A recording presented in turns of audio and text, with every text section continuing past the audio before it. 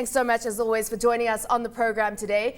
First off, let's kick off on your assessment of Phase 1, of course, of Vision 2030. For you, what are the standout achievements so far?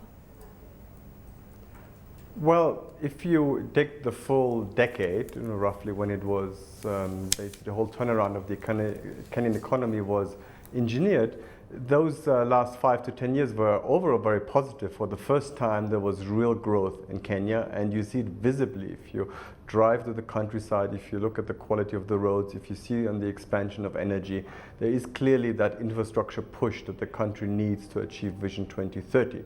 Also, more on the key soft skills, especially education, you see a lot of progress. But then there's two downsides. One is Kenya is very vulnerable to shocks, and the years of 2008-9, the post-election violence and the drought and the lack of resilience to weather shocks have derailed some of those very ambitious targets. And then in addition, in many of those key infrastructure sectors, many would argue that progress could be even faster, and some of the big reforms, especially around the port of Mombasa, are still lacking.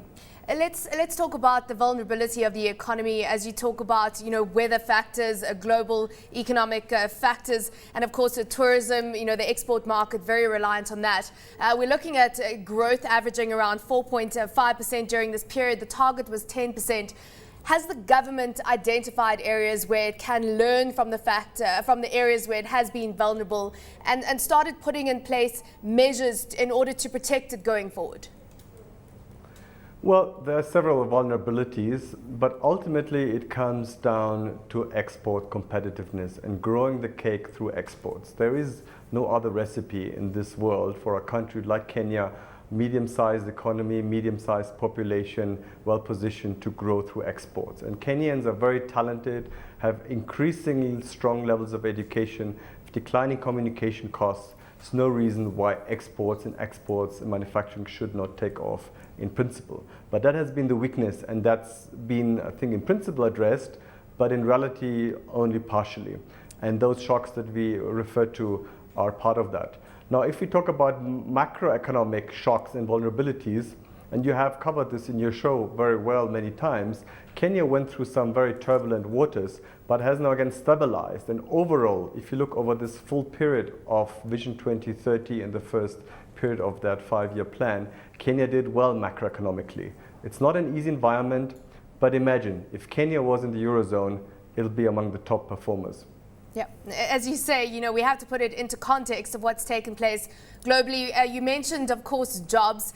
When we talk about jobs and growth feeding into more jobs, would you say that they've done as well as they could in light of the global and the overall macroeconomic environment? Because they created 503,000 jobs, just over that. The target was 740,000, so coming in below target.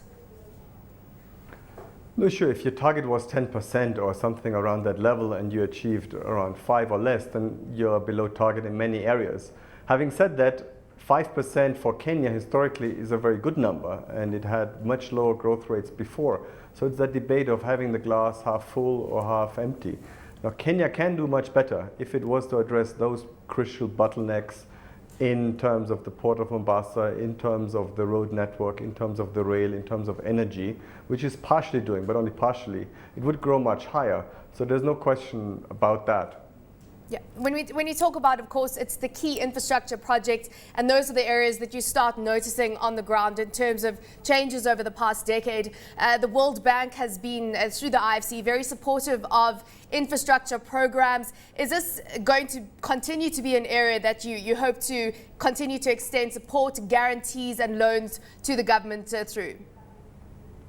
Yes, indeed. This has been our priority, and even yesterday we signed another agreement on guarantees for the expansion of the power pools.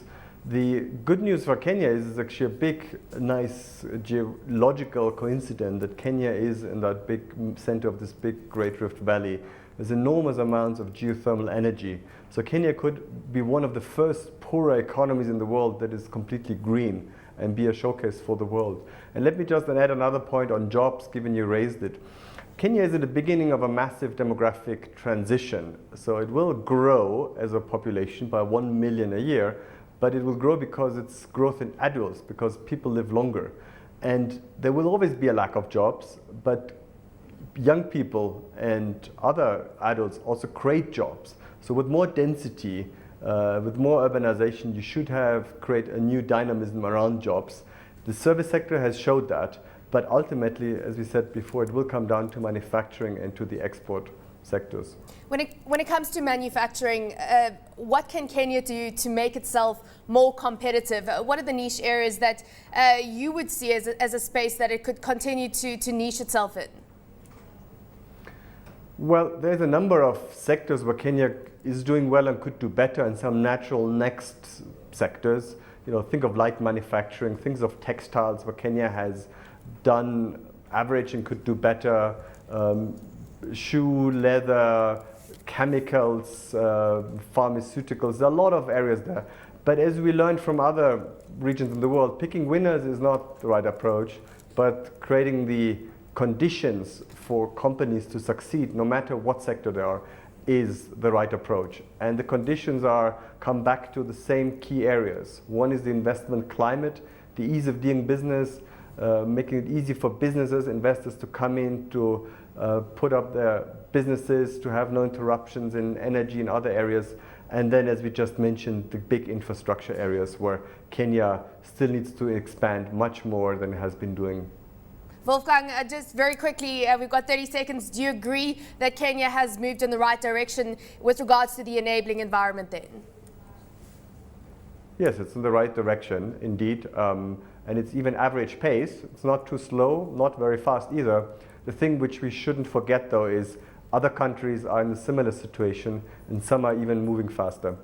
Thank you so much for joining us. As always, Wolfgang Fengler joining us there from our Nairobi studios.